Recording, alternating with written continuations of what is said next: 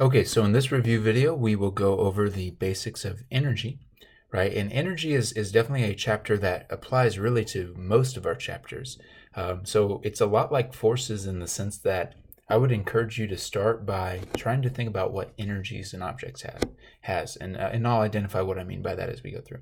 But let's actually start by talking about work, right? So the equation for work, which they do give us, is that it's force parallel to the distance, right? So we know that the work only happens when the force is parallel to the distance, or if a component of the force is parallel to the distance, right? So if I have a box that's moving something like this, if the box is being moved across the ground horizontally a distance of r, if I'm pulling off at an angle of whatever theta here, so if I'm pulling with that force at an angle of theta, then the work would only happen because of the cosine component. So that's why sometimes we also write this as F cosine theta times R as well, right? But work is related to energy. I don't want to say it's a form of energy, but it's related to energy, right? And it comes from, again, force being parallel to the distance. We know that work relates to energy because work relates to a change in energy. And so in other words, if work is being done, the energy of an object should change. So let's go back to the example I just drew off to the side here, right? Let's say that initially this box was at rest. If it's at rest, its initial velocity would be 0, which means we know its kinetic energy would also be 0. If I then exert a force and pull it a certain distance, that box now should be moving with a different velocity, right? Assuming that that's the only force acting on it. It should accelerate, it should pick up speed, and therefore at some distance later, its velocity would not be 0, and therefore its kinetic energy would not be 0. So that tells me that somehow this block has gained energy, which means that I did work on the box, right? So work is simply a change in energy. Work can be either positive or negative, because we can either be gaining energy or losing energy, right? So work would be considered positive if the object itself is gaining energy, and work would be considered negative if the object is losing energy, right? That's the simplest way to think about it. So in this case, as the box is picking up speed, it is gaining kinetic energy. It would be positive work, which also makes sense because work should be positive when the force and the distance are going the same direction, right? Work is negative when the force and the distance are going opposite directions. So if the force and the displacement are opposite directions, that's when work is negative. So an example of that would be maybe I have a box that's sliding across the floor. So there's no force going to the right, but it's simply moving that way. And let's say the only force acting on it then is friction. And so as friction is going to the left, it would be accelerating to the left, right? But it would be moving to the right. It would just be slowing down. And so in that case, work would be negative. Well, that also makes sense in the context of energy, right? If friction is going to the left, it should be accelerating to the left. And if it's accelerating to the left, but it's moving to the right, then its velocity should be decreasing. So after a certain period of time or after a certain distance, it had a certain amount of kinetic energy to begin with, right? And then eventually after a certain distance, it's going to come down to where its kinetic energy is 0 because that friction is going to cause it to come to rest. And so in that case, I'm losing energy, which also makes sense for negative work. Right, so work is a big theme, and again, it relates through so many different topics. But if you're having trouble with work, I definitely suggest just try to identify what's happening with the energies first. Sometimes we get so bogged down in force times distance, we forget the simple answer, which is, hey, am I gaining energy or losing energy? Because that's usually pretty easy to identify. So let's get into our types of energies. We've got a bunch of different types of energies we've seen, right, throughout the year. So types of energy that we've seen. We have seen potential energy of gravity when we are on the surface of the planet, and the potential energy of gravity is mass times gravity times height. The key with the potential energy of gravity is remember that this will always be relative to whatever we define as our 0. So what I mean by that is if I define the ground as 0, and I ask you how much potential energy does this box have while it's a certain height above it, then obviously it would just be mass times gravity times that height. However, I could also just arbitrarily define, hey, how much potential energy does it have with this point here, where maybe the ground isn't 0 anymore, but now this is 0. And if that were the case, then I wouldn't use the entire height. I would just use this change in height there, right? So potential energy, it's relatively simple, but we do need to make sure we're being thoughtful about what's happening in terms of the exact change in height and what height we're referencing, right?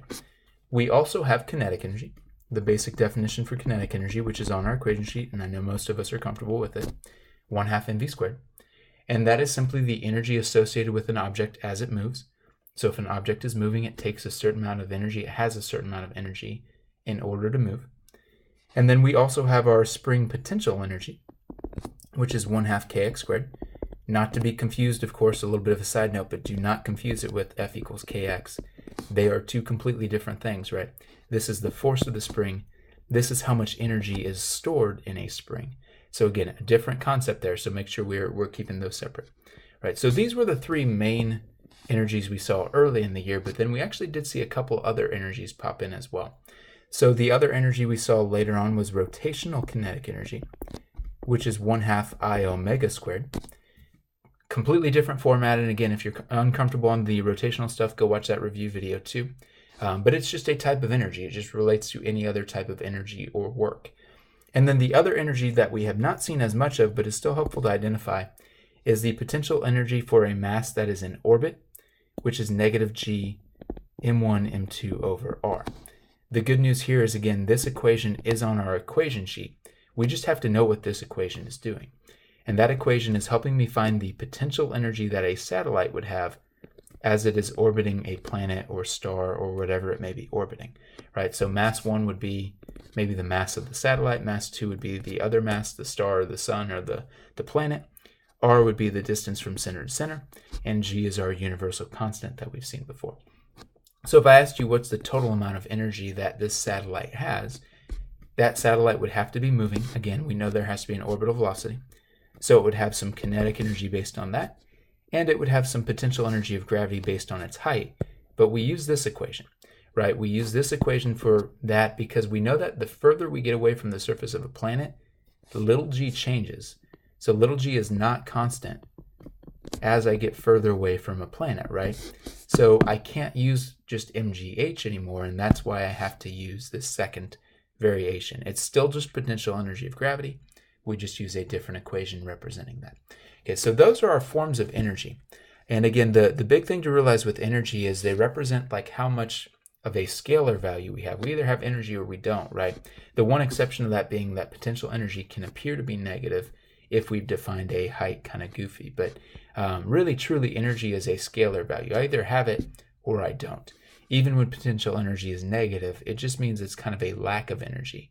It doesn't mean that it's a negative value. Anyway, we know that energy is conserved for any single object as long as there are no outside forces. So energy is conserved anytime we have a closed system.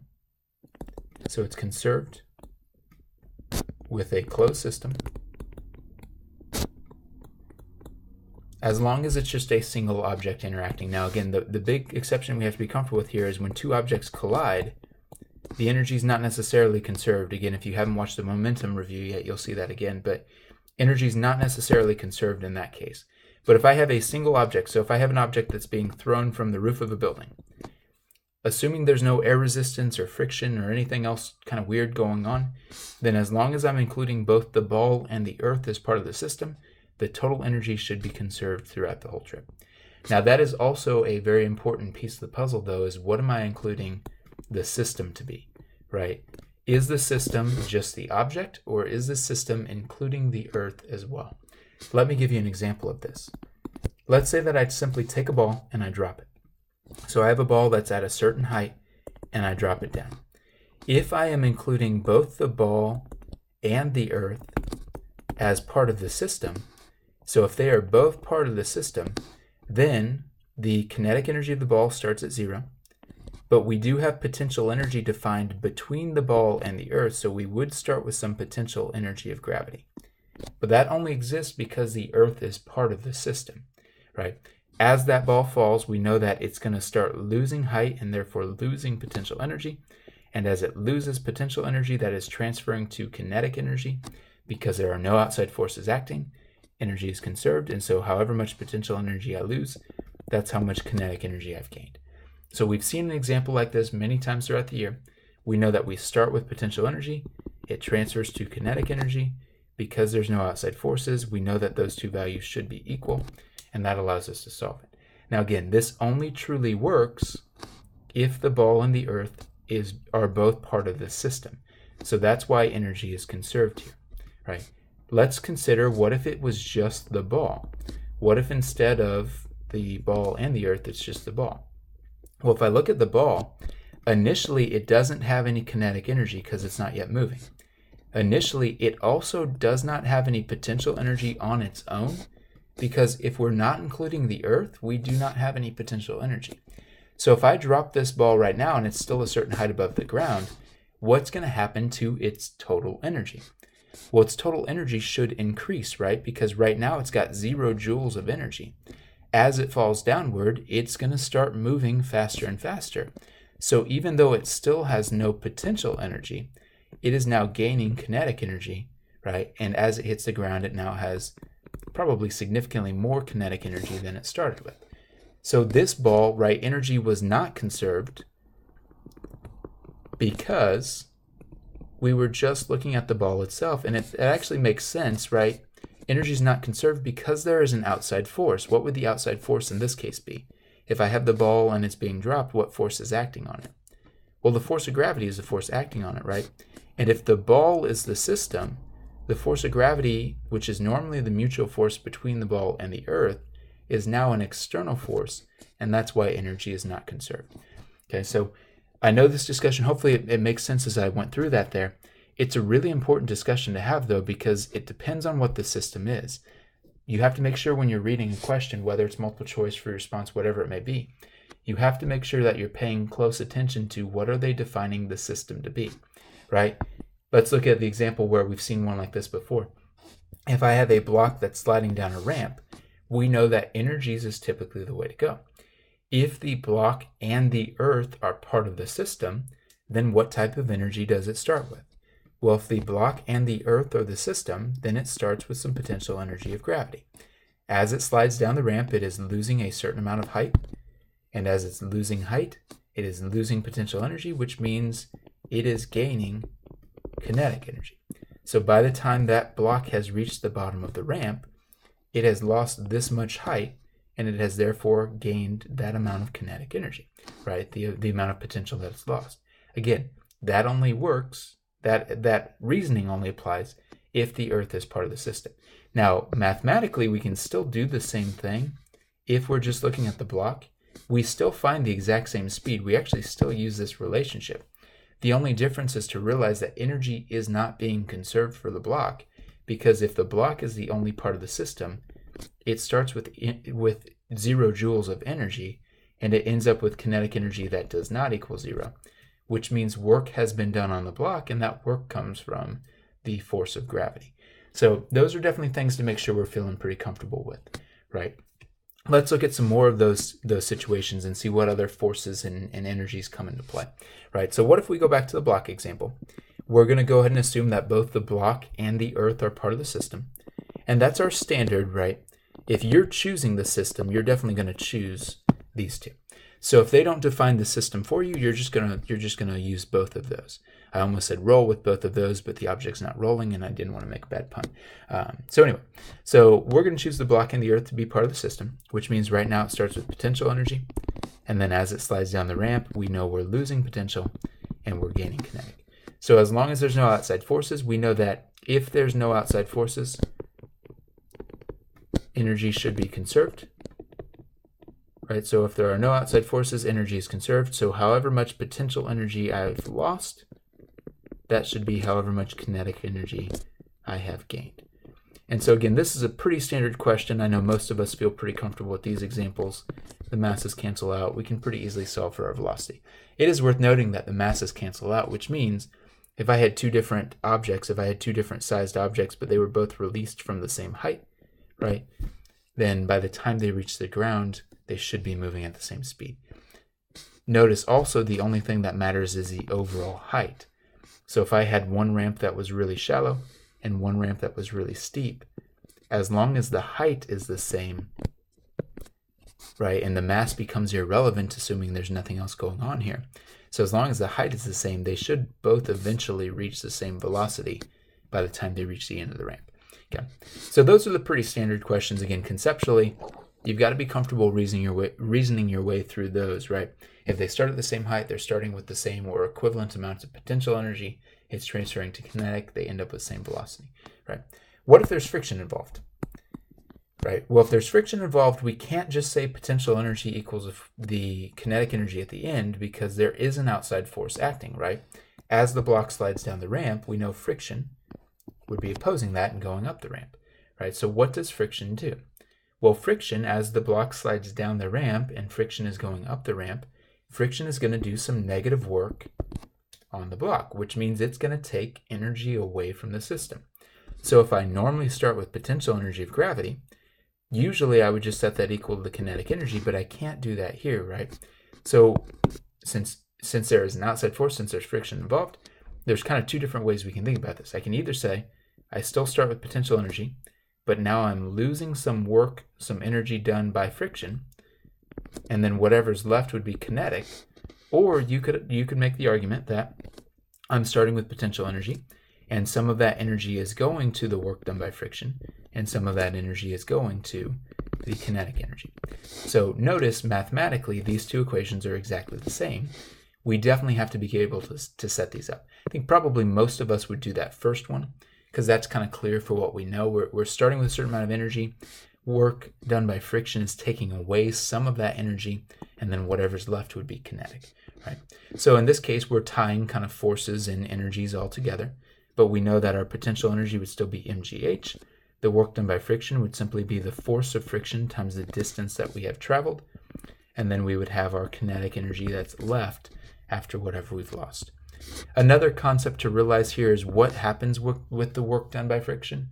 Well, in the case of a block sliding, that work done by friction is usually just converting the energy to heat, right? That's most of the time what's happening, is it's just converting the energy to heat, which is why two surfaces, if you slide them across each other, tend to get warmer over time.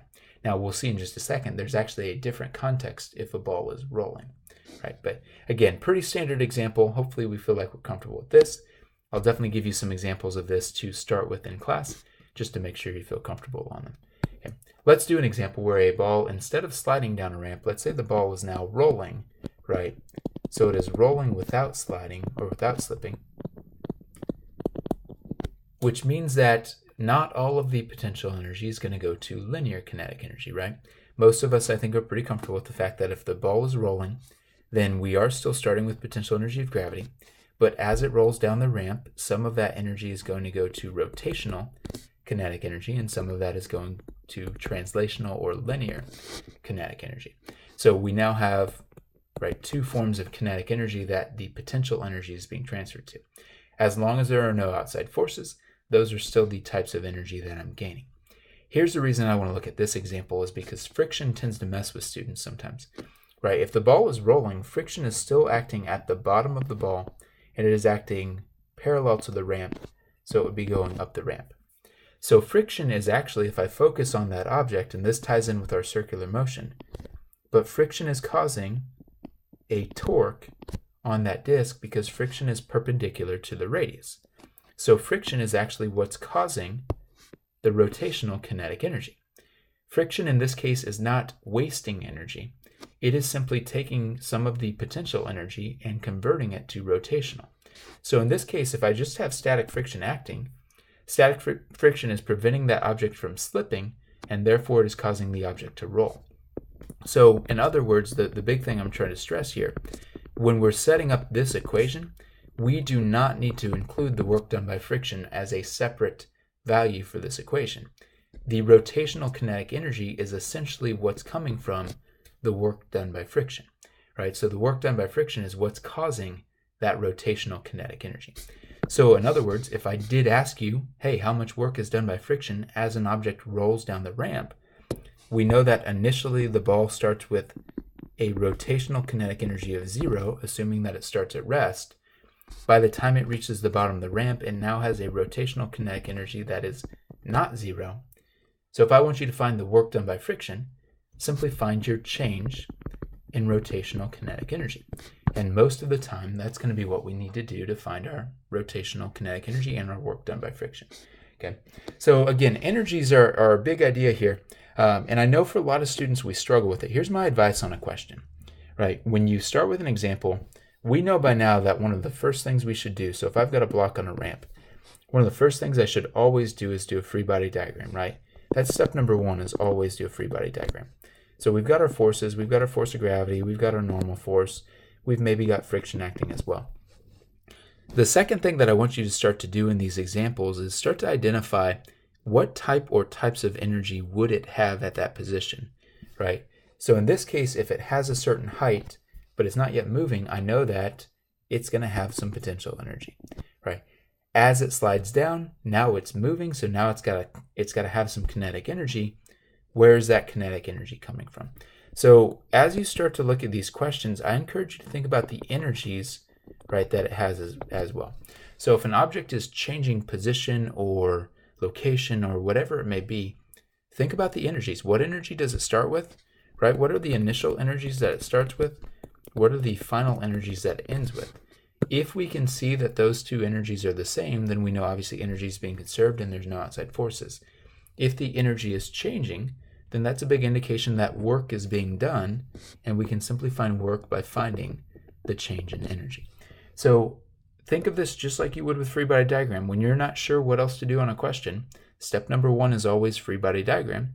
Step number two should be identifying what type or types of energies it may have at a location, right?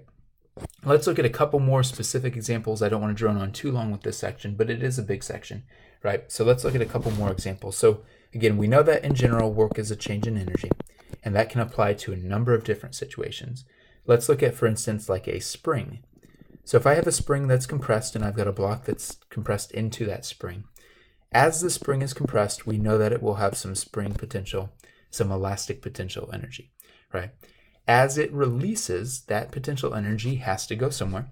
And assuming there's no friction, assuming there's no outside forces, that spring potential energy is going to transfer to the kinetic energy of the block. So a couple things to distinguish here. One, the spring potential energy is only the energy of the spring. The kinetic energy that the block would be leaving with is simply the energy of the block. So the energy is actually transferring between two different objects here. But we do know that the energy should still be conserved as long as there's no outside forces, right? If we consider both the spring and block to be the system, then the total energy before should equal the total energy afterwards, right? But if I just asked you for the energy of the block, what is the total energy of the block? Well, the block to begin with has zero energy because it's not moving. It itself is not compressed. There's no change in height, right? So its initial energy I could define as zero. Whereas afterwards, it is now moving, so it does have some kinetic energy, so the initial and the final are not equal, right? So an example on that. So the question that I want to ask you then is, how would we find the work done by the spring, right? How much work is done by the spring on the block? Well, again, take a big picture here, right? Don't try to do force times distance, because spring force is tricky when it's constantly changing, right? So step back from force and distance, right? Instead, focus on a change of energy. What happened to the energy that the spring possessed? It transferred it to the block. So how much work did the spring do on the block, right? Well, if we want to find out how much work the spring did on the block, we just need to focus on how much energy the block ends up gaining, right? We just need to see how much energy the block gains. So in other words, if I want to find the work done by the spring, it's simply going to be equal to the change in kinetic energy for the block. So that's an example where I can simplify this down if I think in terms of work, if I think in terms of energies, right? Keep it as simple, keep it as big picture as you can. What types of energies did I start with? What types of energies am I gaining? Right? It's a big example to be comfortable with. A couple other quick tie-ins then with work, and then we'll wrap this section up. So then what's the work done as something moves in a circle? So if it is uniform circular motion, I'll just abbreviate it that way, then the work done in uniform circular motion should be zero, right? Because uniform circular motion means the speed is not changing, so speed is constant, which means it's not accelerating around the circle, so there's no tangential acceleration, which means the only force, the only net force, is going towards the center of the circle, as it's moving side to side. Well, because of that, the force and the distance are perpendicular. So that's one way to think that the work is 0. The other school of thought here is, again, work is a change in energy. Well, if it's not changing speed, and it's a horizontal circle or whatever it may be, if it's not changing speed, then it's not gaining any kinetic energy, right? So the kinetic energy would be 0, or the change in kinetic energy would be 0, and therefore the work done would be 0. The one exception to that would be, what if it was a circle that I was swinging vertically, right? So what if it was an example where I had a ball up here on a string, and I was spinning around in a circle vertically, so up and down, right? In this case, if it stays at a constant speed, the energy actually does not stay the same everywhere. Because think about it, right? If the ball is up here, and then at some point later the ball is down here, if it has the same speed, then the kinetic energy that it ends with would be the same number as the kinetic energy that it starts with, right? Those two values would be equal, and therefore they would not be changing. However, the potential energy up here would be way different than potential energy down here. So if I wanted to find the work done in this case, I would find the change in potential energy as the ball falls down to this height, right? So again, all I would have to do, find my total height, find my total change in potential energy. That would be how much work is done. Okay. Hopefully that makes sense. The last example then, what about a satellite in orbit? So, and I'm bringing this one in just because we haven't seen as many satellite examples, right? So if the satellite is in orbit, it has both kinetic energy because it has to be moving, otherwise it would fall down towards the Earth, right? So it has both kinetic energy and it has potential energy, where we're using this version of potential energy, right? So it has both kinetic and potential energy at that location. What if I then move that satellite to a new altitude, right? So what if I asked you how much work is required to move it to this new location? Well, again, don't overcomplicate this. If I want to find the work, my ultimate goal is to find the change in energy. If I've moved it to a new altitude, wouldn't the potential energy change because the radius has changed? If I move it to a new altitude, the kinetic energy would also change because kinetic energy is going to be based off of the velocity. And orbital velocity, if you remember, and hopefully you can prove this, is based on the radius as well. So if I want you to find the work done by or on the satellite as it moves, simply find both the change in potential and the change in kinetic energy, and there's your work done on the satellite. Again, if I keep it simple and I look at the big picture, what type of energies does it have, work and energy is actually a pretty easy section. The problem is a lot of students try to get too specific, and that's where we run into trouble. So it's a big section for us. This is definitely a chapter where if you feel shaky on it now, probably with a lot of practice, we can get a lot better on this section. So I definitely encourage you, take some time over the next few days and let me know if you're having issues, and let me know if you need more practice on this type of stuff.